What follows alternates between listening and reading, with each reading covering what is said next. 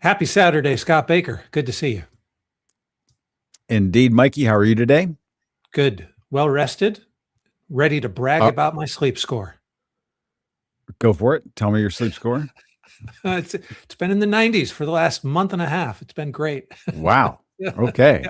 Well, typically, like how many hours of sleep do you get a night? It's 8 to 8.5. And That's very so solid. Yeah. like for me, the only way that I know that I can uh, get any better on my sleep score is making my go to sleep time more consistent. So Yeah. Right. because sometimes my go to sleep time will vary by 90 minutes. That's what Hmm. prevents my sleep score from doing anything else. But I think there's probably nothing worse than talking about my own sleep score. Maybe talking about my dream that I had last night. That might classify as like something worse to talk about. Yeah. But the Well, field note today if is we, actually prompting it for me. yeah, the title of the field note is "Do you know a leader who is sleep deprived?"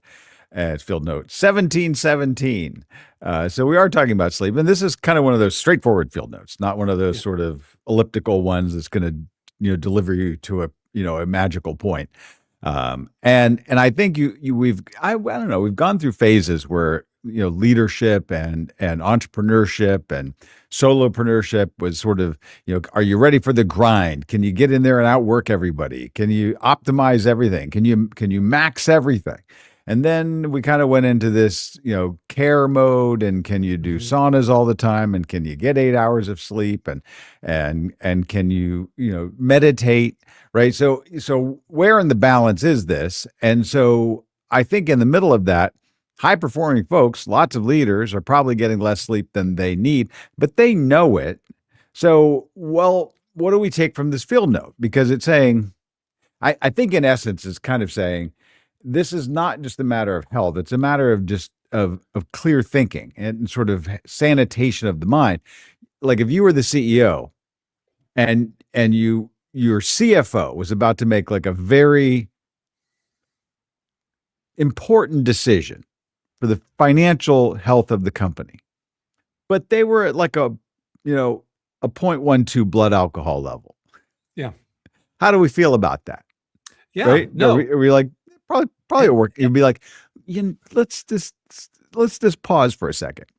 right. And in the same way that some people brag about holding their alcohol and that their blood Hmm. alcohol level is something that I could actually be a lot higher and not actually be impaired behind the wheel. Right. We also know people who brag about being able to survive on 3, 4 hours of sleep. And Hmm. and the field note points it out, but it's true. There's plenty of studies out there that show that's pretty much not true. You are being highly Hmm. affected on a limited amount of sleep. And so I think that Hmm. your analogy towards being impaired by alcohol is pretty much the same as being impaired by a lack of sleep. Right. And we wouldn't want that for people Yeah. who are making those decisions for us. Yeah, and probably when we think, well, I get 6 to 7 hours, which is actually probably what I get, we think we're okay. And some people are. There's I can't remember what it is. There's some genetic switch that a small number of people can function on 6 hours or less of sleep, per night, but not most people. And Right. I think for me that's the problem where it's like at 5 hours and 15 minutes, I can feel it all day long. At 6 hours and 15 minutes, I think I feel pretty good. And what Mhm. happens is at 7 hours and 15 minutes, I generally don't feel much different than if I got 6.5 hours. But the research, the science would say stuff's going on behind the scenes. And that's kind of what the field note just sort of fleshes out as an extra evidence to you to encourage you, right? Which is the way that the cerebral fluids flush stuff away, including all the stuff that causes dementia, happens in that process at night. And the more time that you have to sort of bake it, it's kind of like when you run your dishwasher at night and it can go for extended mode and really kind of get them extra clean and extra dry. You're kind of putting your brain in that mode at night as well. So, I mean, you're looking at your sleep score. Lots of people have said, I don't want to see my sleep score. Like, I actually Right. feel pretty good. And I looked at my sleep score and then now I feel terrible. So, there's a Right. weird psychology that goes into all of this too. Yeah. And so um, for me, it started with just wanting to be able to fall asleep quickly. and just maintain that, which I've Mhm. always been able to do even as a kid.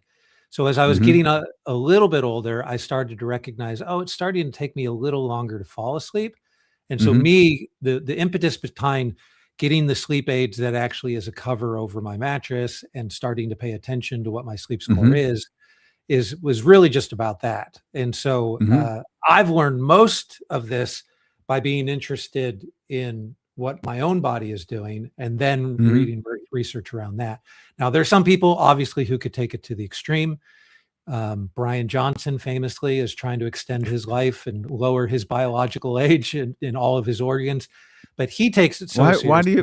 Why do you think all of his things are extreme? Doesn't Well, doesn't that here's just one sound of like them. common sense to No, like I don't even know how he has harmony in the rest of his life because he's a guy like, for he instance, you went. explained his relationship with the girl in very explicit detail. The harmony was right there. I think there were 479 points in that.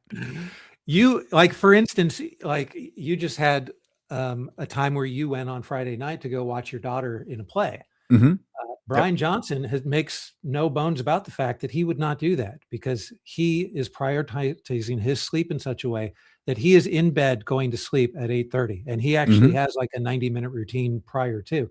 So Mhm. unless he like your daughter was only going to do matinees, like he would Right. miss Yeah.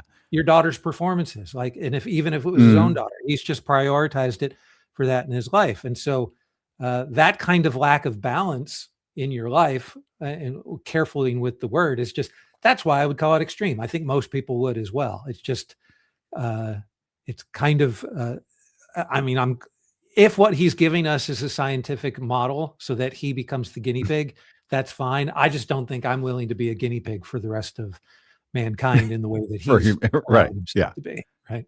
Well, there is all of that balance, and great for him that he has a 90-minute, sort of routine. I got lots of routines in the morning and routines at night.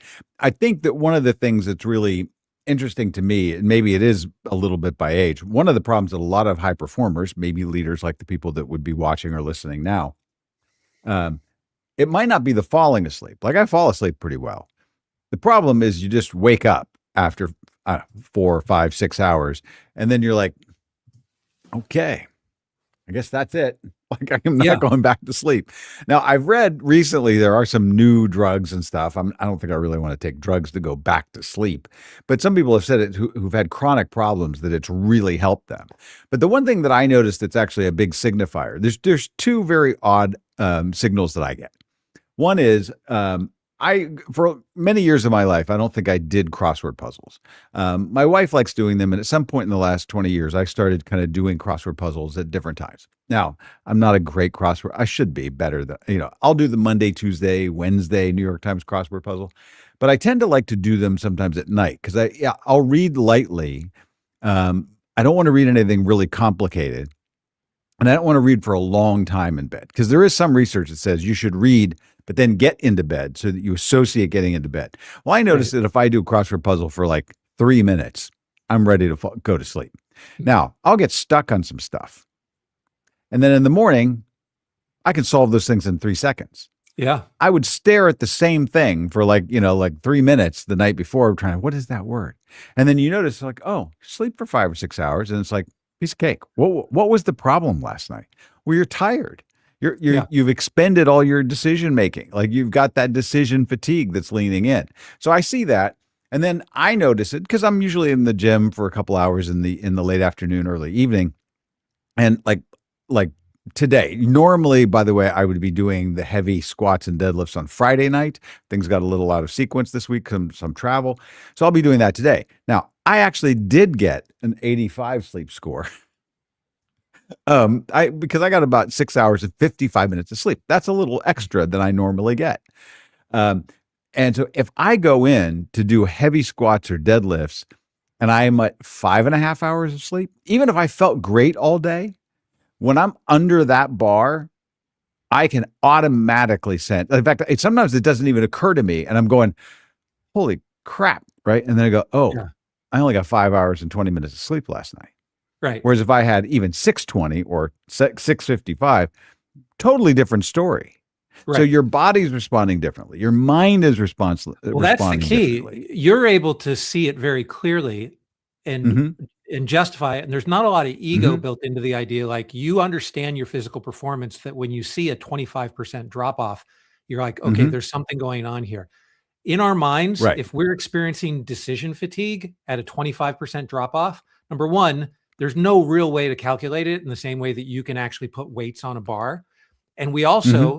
we would justify, I'm not thinking clearly, but we don't say that out Hmm. loud very often.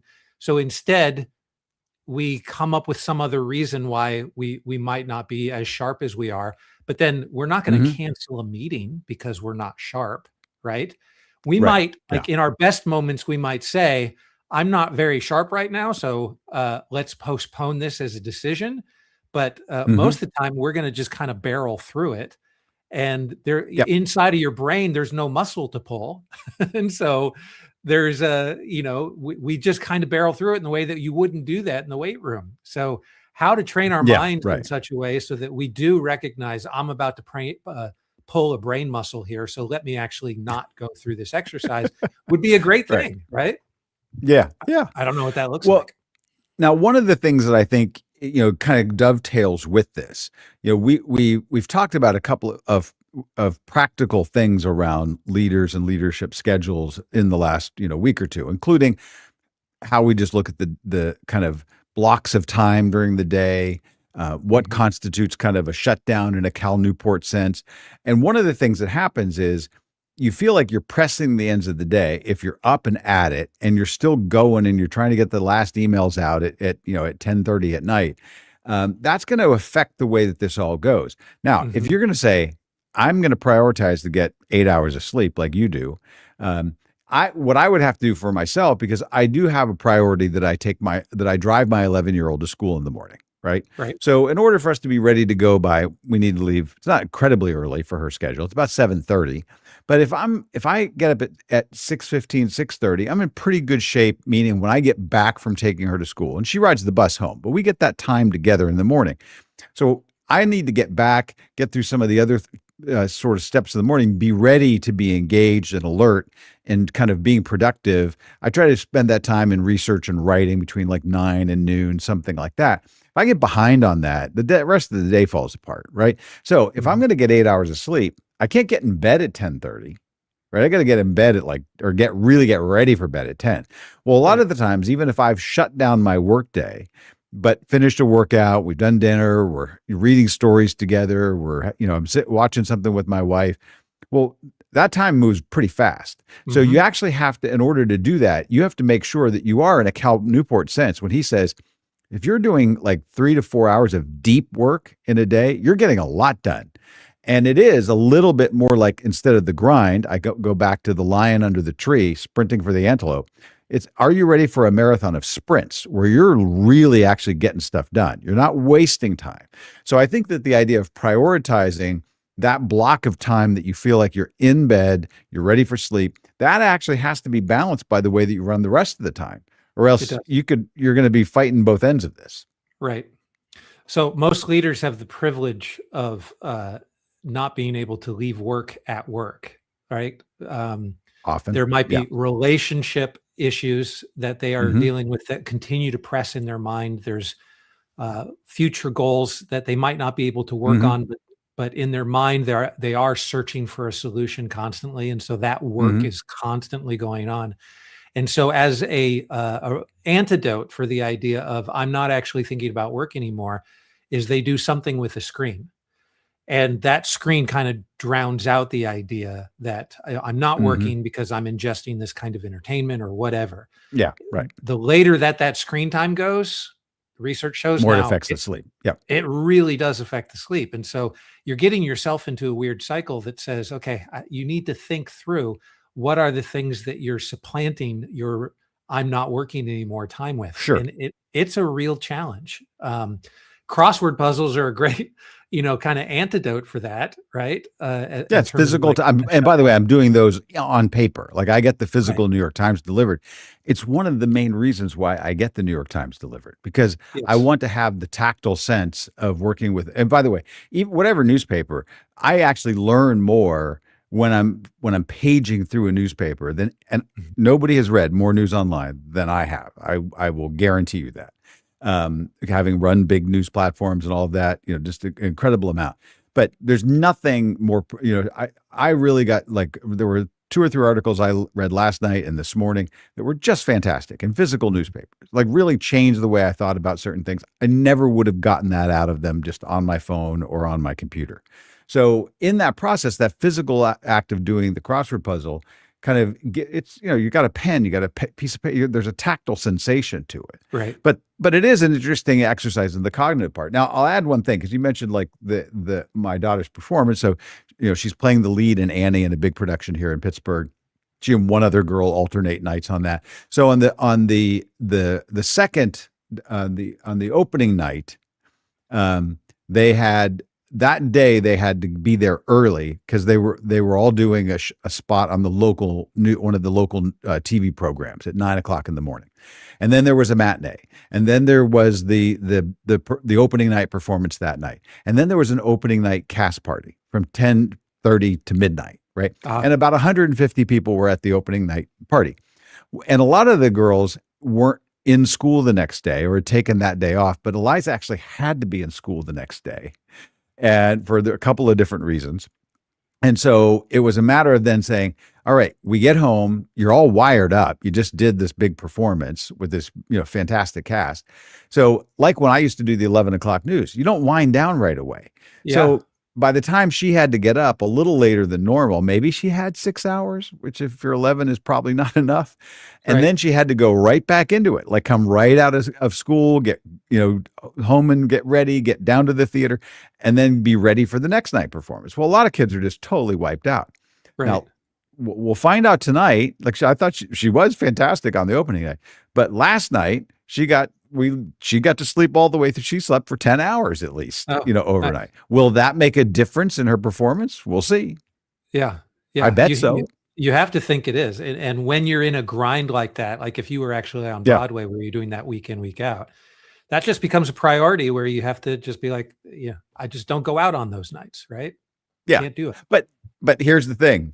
At my age, going to the opening night party, and instead of getting into bed at 11 and getting to bed at 12:30 and then having to be up and take people to school and do all that, I felt it all day yesterday. It took me all day I had to take a 20-minute nap in the middle of the day just to get through the day. Right. And by the way, I know we've gone a little long. Many great leaders have taken naps. Churchill took naps. I was just with a friend of mine who's an author. He was on a book tour from the UK. He was in the US. He just makes this habitual, not only when he's at home, but on the road. And he had evening things where he was doing readings and performances and lectures. And he needed to get back to the hotel to take a nap. And when he's like, if I don't have that nap, I can't do the evening. Yeah. And so you just see a lot of performers and folks that will take that time. Now, an hour nap for some people will just make you kind of groggy the rest of the day, but maybe a 20 or 30-minute nap could really be something that supercharges you, but not a replacement for the uninterrupted sort of deep sleep. Yeah, no, absolutely. Yeah. There's something about that overnight sleep that does the thing that we talk about in the first paragraph that flushes out exactly dead cells. Yeah. I don't know that that's happening in the 20-minute nap. Right. Exactly. All right. Well, good. Thank you for the conversation. I look forward to another update about your daughter's performance tomorrow when we talk. Yeah. Well, you have to, or we can talk about your dreams, whatever. All right. All right. Bye Thanks, now. Mikey. Thank you.